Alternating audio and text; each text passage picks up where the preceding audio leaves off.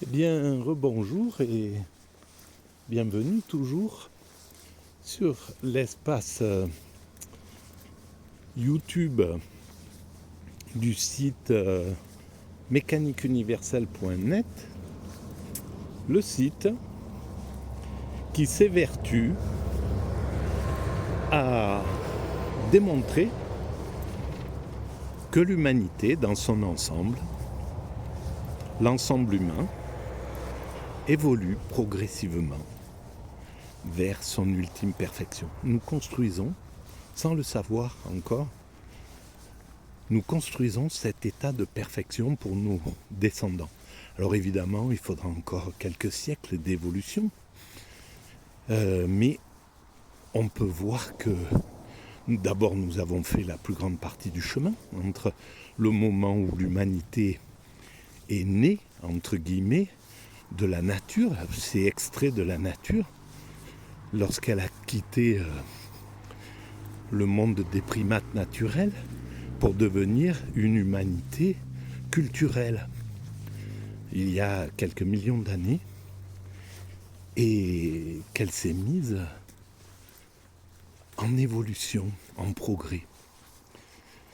Donc la plus grande partie de cette évolution a été réalisée. Et nous sommes à l'orée, dans la dernière ligne droite, on pourrait dire, qui nous amène tranquillement vers cet état de perfection. Il faudra quelques siècles encore. Mais l'humanité, elle a le temps, en fait. C'est l'humain qui n'a... Nous n'avons pas le temps, en fait. C'est pas qu'on n'a pas le temps, mais nous, on est pressés.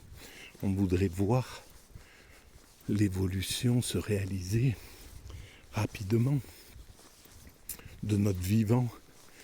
Et il faut pouvoir admettre que nous travaillons pour l'avenir, quoi. Pour des gens que nous ne connaissons pas, dont nous ignorons tout. Dans 4, 5, 6 siècles, on n'a pas de... notre esprit va difficilement vers cela. C'est pour ça que bien souvent, quand j'en parle avec des amis, la phrase qui revient le plus souvent, bonjour, la phrase qui revient le plus souvent, c'est « mais on s'en fout, on ne sera pas là, on ne sera plus là ». Voilà. Et alors que ces mêmes personnes, si je leur dis « oui, mais tu seras peut-être plus là quand tes enfants auront 80 ans, par exemple ». Et pourtant, tu peux penser à eux, tu peux penser à tes enfants ou à tes petits-enfants. Même si tu es plus là, tu as de l'affection pour eux, tu les tiens dans ton cœur. Alors, évidemment, c'est plus dur de penser 7, 8, 10 générations, dans 10 générations. Évidemment, on a l'impression que ça sera dilué. Mais en réalité, c'est toujours nos petits-enfants qui seront là. Donc, voilà, c'est juste une question.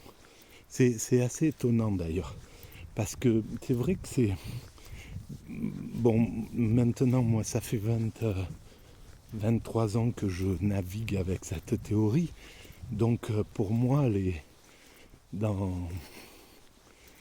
humains dans 600 ans ou dans 700 ans, c'est mes frères.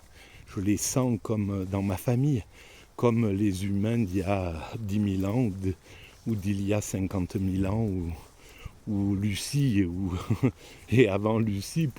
Pour moi, voilà, c'est ma famille. Je les ressens vraiment très proches de moi.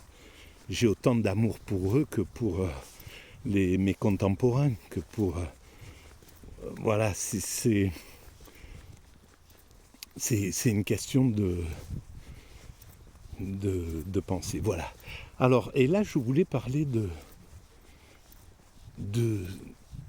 ce qui empêche les gens les personnes athées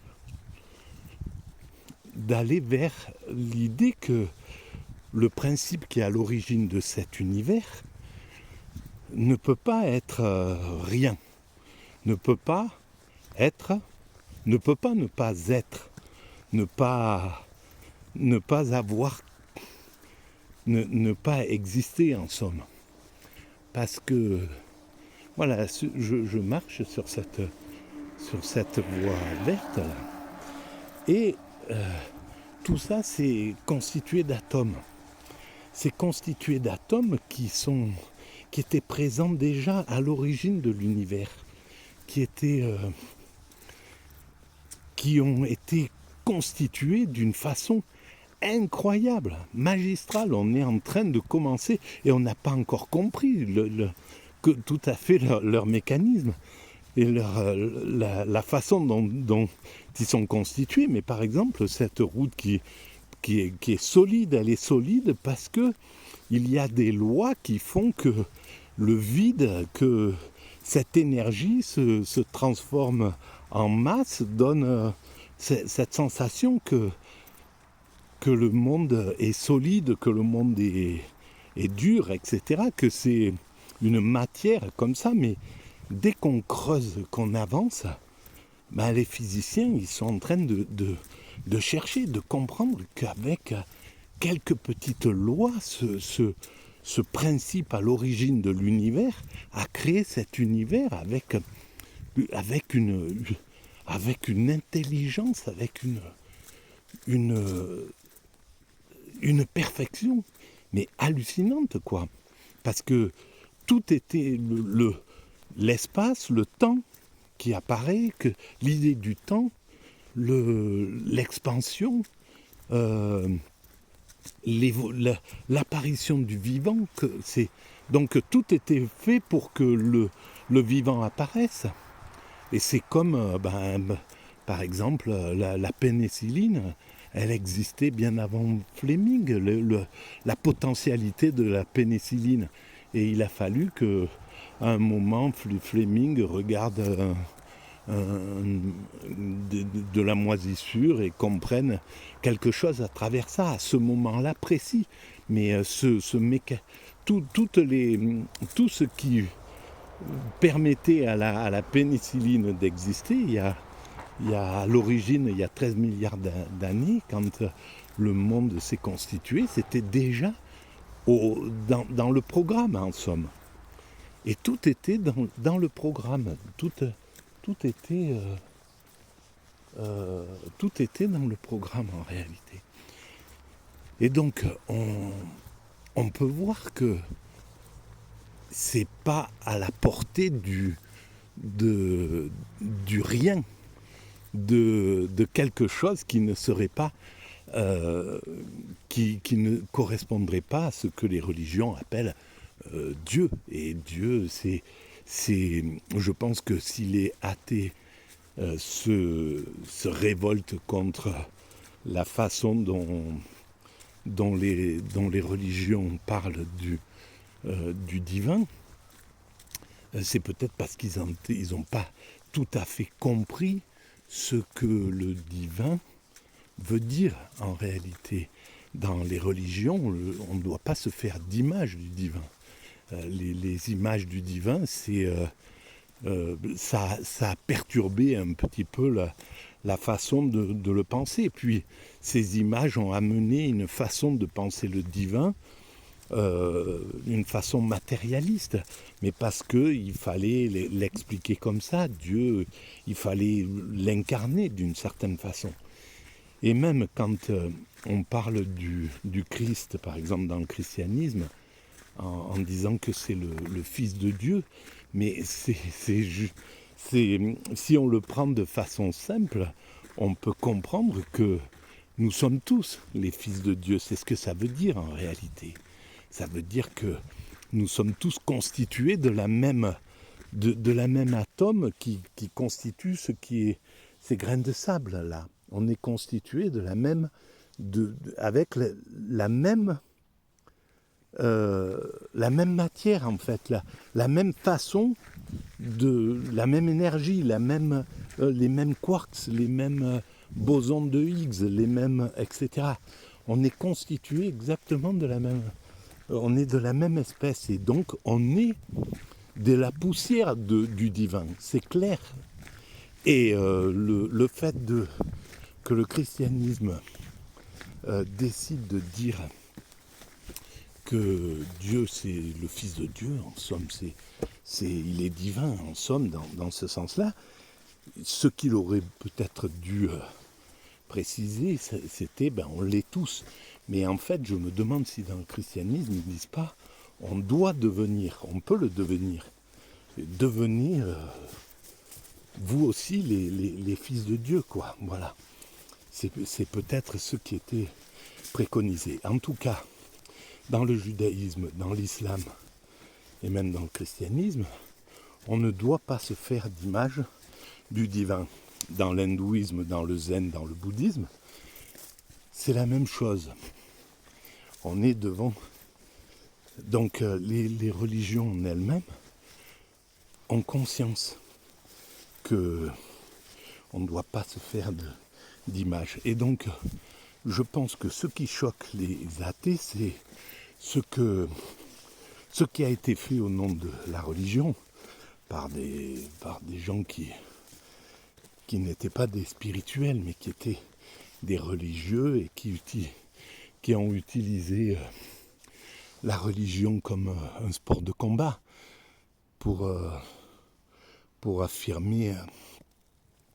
s'affirmer aux dépens d'autrui.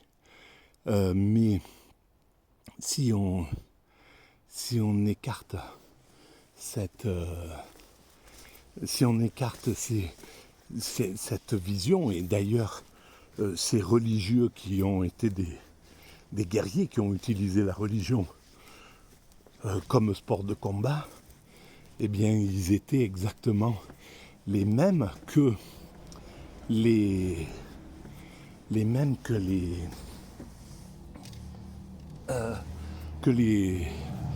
guerriers laïcs, que les guerriers athées, que ceux qui faisaient la guerre il y a 20 000 ans ou 30 000 ans avant que les religions apparaissent. Donc c'est pas une question de... Mince. Bon, je peux pas repasser par là. C'est pas une question de religion, c'est une question de guerrier, tout simplement.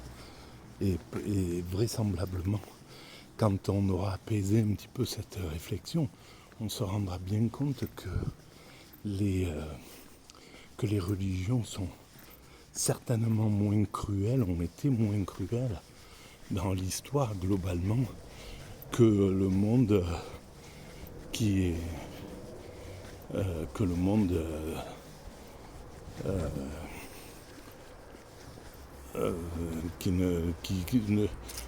les guerriers non religieux, on pourrait dire. Voilà. Bon, en tout cas, c'est la fin de cette vidéo. Merci à vous de cette écoute. Si vous pensez que ça a un peu d'intérêt universel, bon là, cette vidéo, je l'ai faite un peu spontanément, toutes ces vidéos sont faites sans qu'elles soient travaillées avant, c'est des actes spontanés. Et c'est comme ça que je travaille. Et donc, ça a les défauts de cette spontanéité. Il y a des qualités, mais il y a des défauts aussi. Et voilà, c'est comme ça. Alors, en tout cas, vous pouvez mettre des pouces, vous pouvez vous abonner. Ça augmente la visibilité. Vous pouvez envoyer les liens à vos amis. Et puis, vous pouvez laisser des commentaires si vous voulez. Voilà, je vous remercie en tout cas de votre écoute et à très bientôt.